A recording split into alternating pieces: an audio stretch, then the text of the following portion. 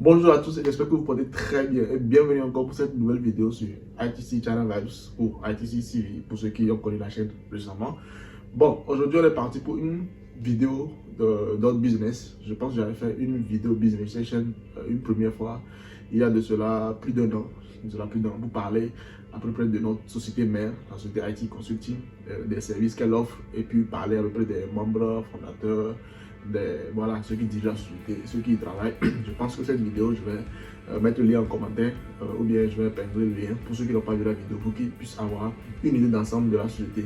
Maintenant, aujourd'hui, cette vidéo, j'avais prévu faire beaucoup de vidéos dans ce sens, mais vous avez remarqué que le temps n'a pas vraiment été d'une grande aide et puis on a beaucoup basculé sur plusieurs thématiques, d'autres beaucoup plus sociaux et puis voilà, humaines en fait, on va dire.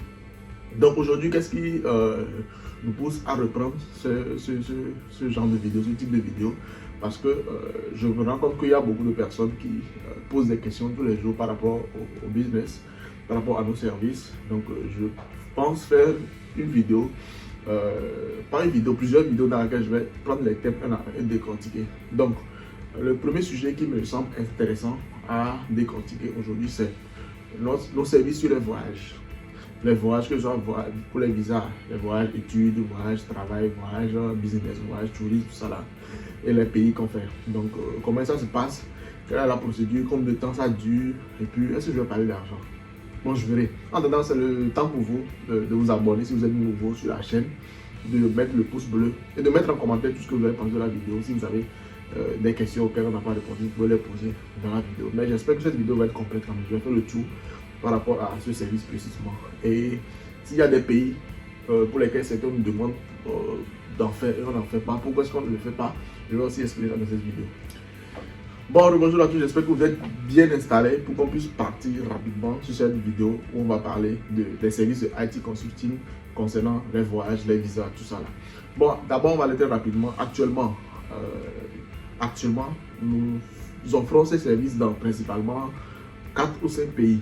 D'abord la Chine, la Turquie, Dubaï, les Émirats Arabes Unis, la Russie, puis les États-Unis.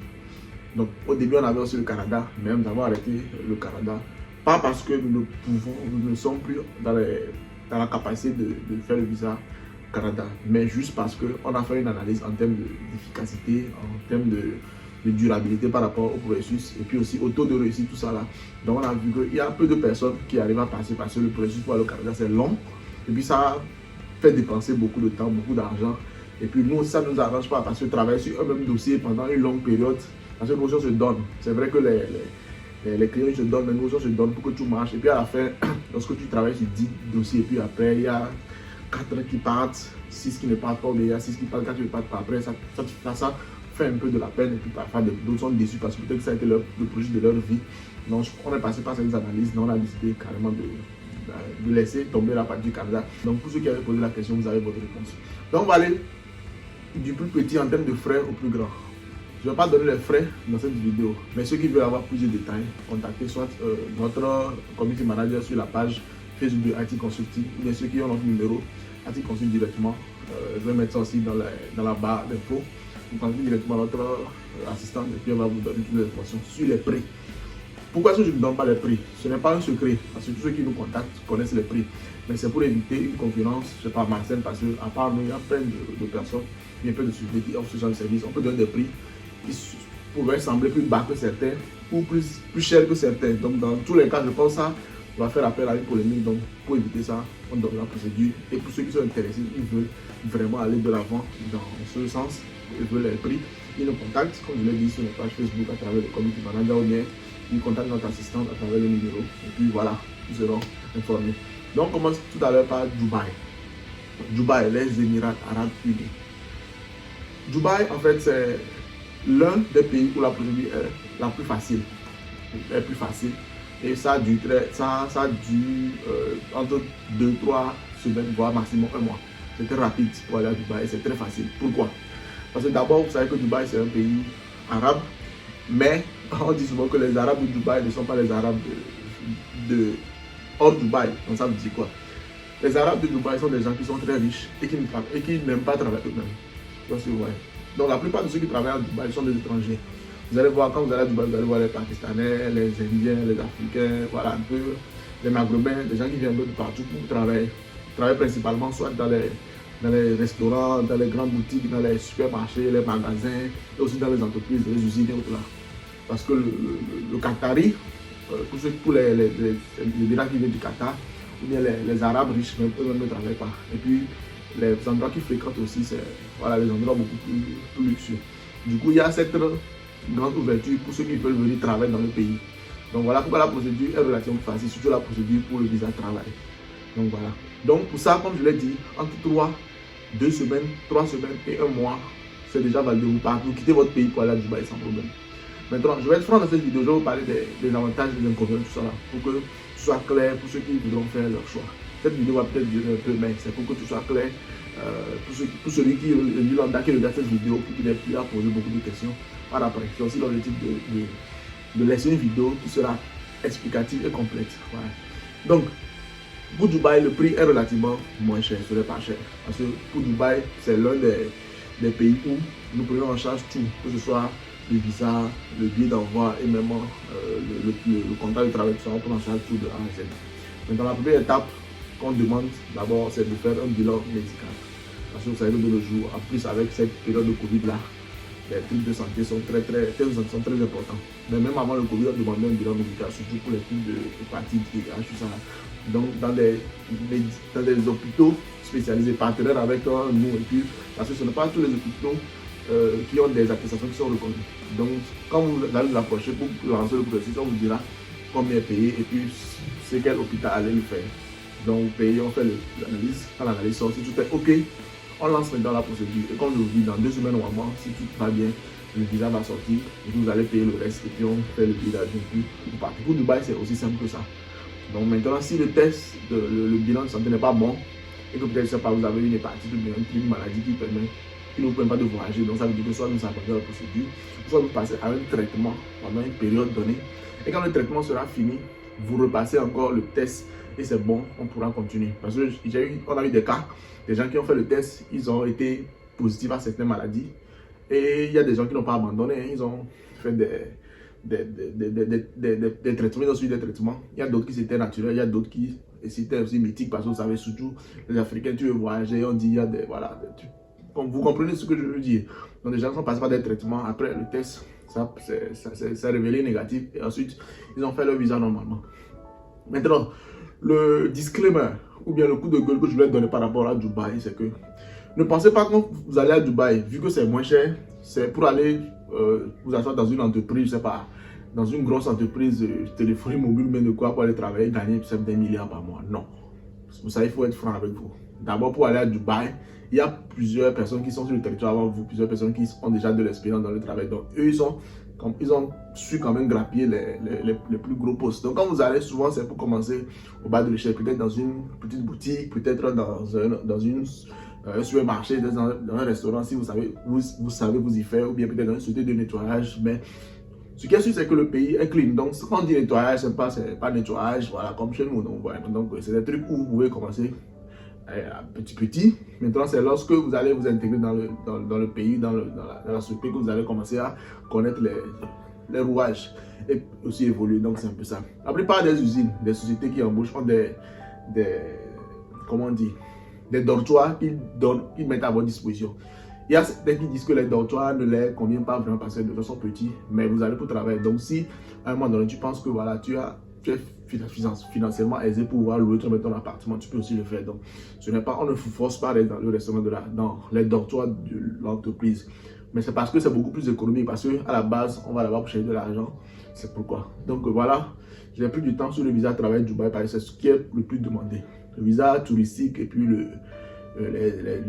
bon, il n'y a pas de visa d'études à Dubaï, c'est le visa de travail ou le visa touristique. Le visa touristique, c'est pratiquement la même chose, mais puisque en côté frais, c'est moins cher, puisqu'il n'y a pas besoin de travail, la personne va juste pour 1 mois ou bien 3 mois et puis revient. Donc, les frais pour 1 mois et 3 mois, c'est pas la même chose. Donc, ça aussi, pour avoir le montant, vous contactez et puis on vous les donnera. Et puis, les périodes, c'est pratiquement la même chose. En 2 semaines et 1 mois, le visa va sortir. Maintenant, on passe rapidement de Dubaï en Turquie. Donc Turquie aussi, c'est du pareil au même que Dubaï. Turquie, comme je viens de décrire la situation par rapport à Dubaï, c'est la même chose pratiquement avec la Turquie. Maintenant, le côté qui hype un peu les gens en Turquie, c'est parce que Turquie, c'est, on peut dire un peu en Europe, ça fait pays européen. Et puis la Turquie, les gens aussi s'est développé pas mal. Et puis aussi, il y a aussi un commerce, un business center qui s'est créé au niveau de la Turquie. Donc ce qui fait que des gens vont là-bas pour aller travailler, mais ils arrivent aussi à faire des business en Turquie, les États-Unis, Turquie, l'Afrique, ce qui les avantage aussi. Mais le problème avec la Turquie, je vous le dis directement, c'est que le visa de travail n'est pas garanti avant de voyager. Ce n'est pas comme Dubaï. Donc, on pourra vous faire un visa. Vous allez aller et puis arriver sur le terrain, notre partenaire va vous aider à négocier un travail, signer un contrat avant d'avoir un visa de travail. Mais l'avantage en Turquie, ce que l'on n'a pas à Dubaï, c'est que en Turquie, même si vous n'avez pas de travail, vous pouvez postuler pour prolonger votre visa en attendant de trouver un travail. Ce qui n'est pas le cas à Dubaï. À Dubaï, si vous n'avez pas de visa, vous êtes expédié, on vous donne une notification de sortie du pays. Alors qu'en Turquie, même sans travail, même sans travailler, vous pouvez appeler pour un visa pour extendre votre visa. Parce que si tu viens et que malheureusement tu n'as pas encore trouvé de travail pour signer un contrat, tu peux toujours demander encore un visa. Les partenaires sont là pour vous aider. Demander encore peut-être un visa de 1 mois ou de 2 mois. Le temps de continuer à trouver le travail. Et lorsque le travail est trouvé, ensuite vous signez le contrat. Donc c'est comme ça que ça se passe. Donc c'est pourquoi pour aller en Turquie, à part les frais que vous allez payer pour le processus, ça aussi, 1 mois, maximum 2 mois, le visa tombe. Donc à part les frais, il faut aussi prévoir quelques sommes sur vous. Pour pouvoir, au cas où les trucs ne se passent pas vraiment comme prévu, pour avoir de l'argent, pour pouvoir extendre encore un peu le visa, pour pouvoir trouver du travail. Sinon, généralement, ça se passe bien parce que voilà, tous ceux qui sont partis en Turquie, même vous voyez des gens sur les réseaux sociaux, des gens un peu connus aussi qui sont en Turquie, donc ça veut dire que si les gens vont là-bas, ça marche. Donc voilà, il faut y croire. Souvent, surtout quand vous n'avez plus rien à perdre, je pense que le mieux c'est de se lancer. Parce qu'il faut faire quelque chose, il faut prendre une initiative pour quelque chose avant d'espérer un résultat. Donc voilà, pour la Turquie et pour Dubaï, c'est à peu près la même situation. Maintenant, on va directement en Russie. Voilà, on quitte Turquie, on va en Russie. Russie, il y a principalement 2 types de visas. Le visa touristique et le visa étudiant. Donc le visa étudiant, pour la Russie, ça dure généralement en 2-3 mois pour la procédure. Donc ça aussi, c'est plus un visa étudiant. Il faut forcément que vous ayez vos documents, une preuve de diplôme, soit c'est par le bac si vous voulez postuler pour la licence si vous voulez postuler pour le master, tout ça là. Donc on fait une demande d'inscription dans les universités. Lorsque l'université vous accepte, et là on lance maintenant les papiers pour le visa et tout ça là. Donc pour le côté études, c'est beaucoup plus facile parce que tant que l'université vous a accepté, les papiers, tout ça là, on les prend et puis voilà, les processus sont faciles. Mais il faut savoir que le visa étudiant, ce n'est pas une bourse. Donc ça veut dire quoi? Vous payez pour aller là-bas, mais l'école ne vous délivre pas une bourse. Donc il faut aussi mettre un peu d'argent de côté. Mais l'avantage en Russie, vous savez que la Russie n'a pas une main-d'œuvre très grande. Donc du coup, il y a du travail que vous pouvez trouver facilement. C'est-à-dire aller au travail, aller à l'école, et puis voilà, à chevaux, faire les deux pour pouvoir vous en sortir. Dans la vie, il y a plein de personnes en Russie aussi qui peuvent vous témoigner, qui le font. Donc notre partenaire va vous installer 1 mois dans un appartement, le temps de vous placer dans les bonnes conditions. Et lorsque, voilà, soit vous vivez dans le dortoir de l'école, soit vous trouvez un appartement, au même moment, il vous trouve du boulot. Il vous fait tout ça là, avant la fin de 1 mois, et puis voilà, vous êtes lancé. Et puis aussi, le mieux, c'est de rejoindre les communautés de votre pays. Si vous êtes, par exemple, bon, d'avoir les Togolais, si vous êtes Togolais et que vous arrivez en Russie, il faut quand même chercher à contacter la communauté des Togolais en Russie pour pouvoir mieux s'intégrer. C'est toujours comme ça se fait. Donc voilà pour la Russie. Et pour la Russie aussi, comme je l'ai dit, en 2-3 mois, normalement ça sort si l'université accepte rapidement. Maintenant, pour l'autre visa, c'est pour ceux qui sont un peu âgés, ceux qui ne veulent pas étudier, ceux qui veulent aller vivre en Russie, ceux qui veulent aller s'installer. Là-bas, ça dure normalement entre 2 à 4 mois, voire 5 mois si les documents sont un peu... voilà. Mais quand je parle de à 4 mois, c'est dans le pays. Hein. Parce que pour quitter ici, déjà 1 mois, 2 mois, normalement, vous pouvez quitter ici. Parce qu'à la base, on ne fait pas un visa de résidence, on fait un visa touristique. Donc le visa touristique, ça sort vite. Mais il faut aller là-bas et maintenant faire d'autres processus, d'autres formalités pour que vous puissiez avoir la résidence. La plupart du temps, pour être franc avec vous, on passe par des mariages arrangés avec des Russes qui sont sur le territoire. Donc là, vous faites le mariage, vous obtenez vos papiers et puis voilà. Si vous voulez continuer avec la Russe, vous continuez avec elle. Si vous voulez, après vous divorcez, mais vous êtes quand même déjà résident. Et eux, ils prennent de l'argent pour ça, donc il n'y a pas de souci à se faire. Donc voilà, c'est les trucs du terrain. Donc on essaie quand même de vous expliquer au maximum comment les trucs se passent. Donc lorsque vous avez vos papiers de licence, vous êtes lancé, vous pouvez rester là-bas autant de temps que vous voulez. Je pense que à chaque fois on donne 5 ans. Donc voilà, vous pouvez faire votre vie et puis à un moment donné avoir votre résidence définitive là-bas. Donc c'est un peu ça pour la Russie.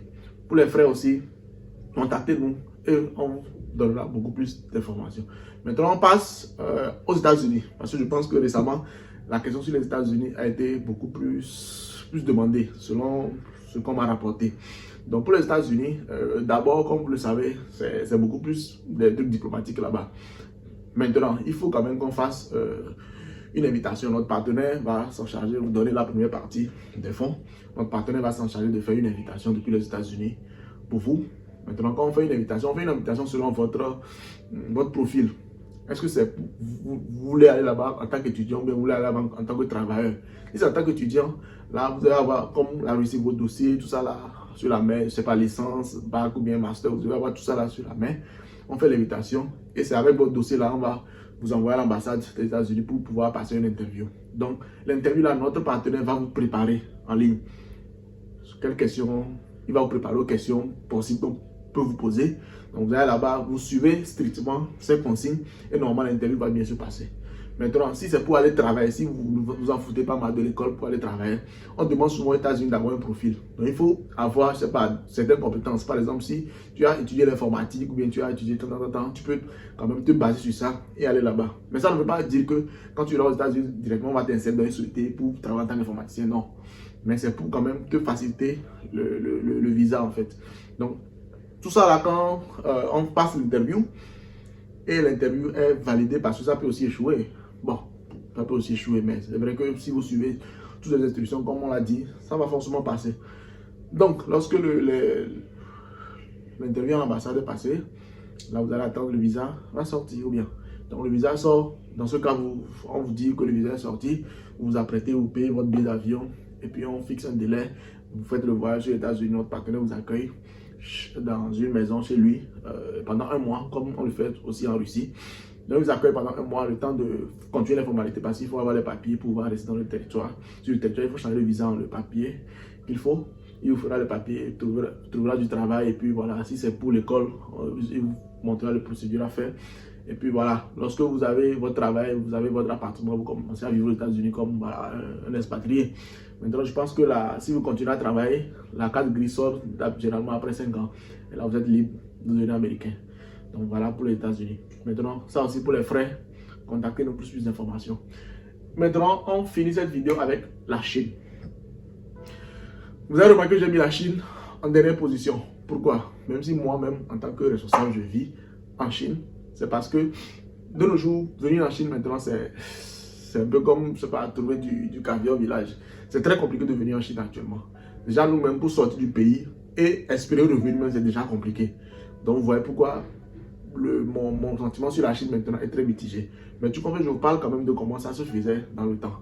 La Chine, vous pouvez postuler pour un visa touristique, vous pouvez postuler pour un visa études, vous postuler pour un visa travail. Pour un visa touristique, c'est facile parce que souvent vous savez que les commerçants viennent en Chine, ça il suffit de nous contacter, on va vous dire les documents à mettre sur place, tout ça là, et puis on fait une demande à l'ambassade avec tout, voilà, ce qu'il faut. On fait les réservations ici, soit dans un hôtel ou soit si on a un contact ici avec sa maison, ses papiers de résidence, et puis voilà, on lance l'invitation et puis le visa sort, vous venez tranquille, 1 mois, 2 mois, vous retournez. Maintenant, à part ça, le visa étudiant. Le visa étudiant, souvent ce que je dis aux gens, c'est que de nos jours, on a la chance d'avoir dans beaucoup d'établissements les instituts Confucius. Moi, je conseille quand même aux gens de s'approcher des instituts Confucius pour pouvoir demander beaucoup plus là-bas. Parce que non seulement, à travers l'institut Confucius, la voie est plus facile, mais vous ne dépensez pratiquement rien. Parce que souvent, l'institut Confucius, ça passe par des bourses, des petits trucs. Mais si vous ne voulez rien savoir de ça, vous voulez même vous lancer vous-même dans une aventure sans passer par l'institut Confucius, nous, on peut quand même vous aider parce que moi, je suis sur le territoire. On passe soit par une demande de bourse, soit par une demande d'inscription. C'est vrai qu'avoir une bourse sans institut Confucius, c'est très compliqué parce qu'il demande beaucoup de compétences. Donc, on va juste parler des inscriptions dans une université. Maintenant, en Chine, vous devez avoir une attestation de langue, soit en chinois, soit en français. Je dis quoi? En anglais. Soit un HSK, c'est le test de niveau de langue en chinois, ou soit un TOEFL, le test de niveau de langue en anglais. Donc, c'est à base des deux, l'un ou l'autre, qu'on pourra faire le travail.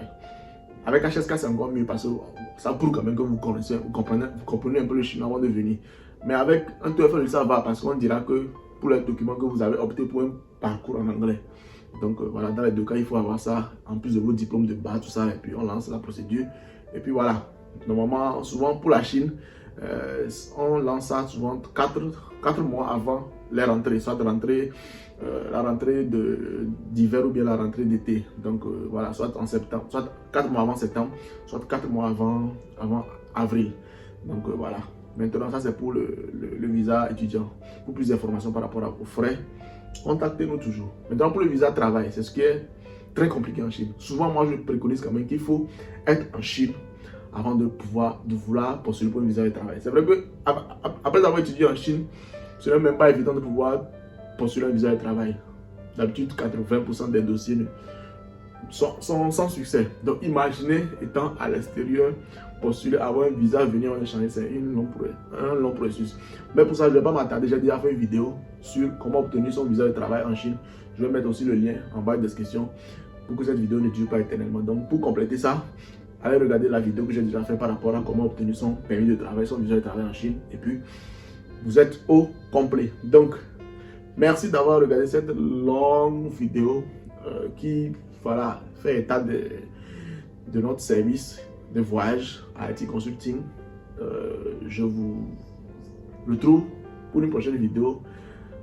Pendant ce temps, prenez soin de vous, prenez soin de votre famille. Et puis, on se dit à la prochaine. C'était Hugo comme d'habitude. Ciao.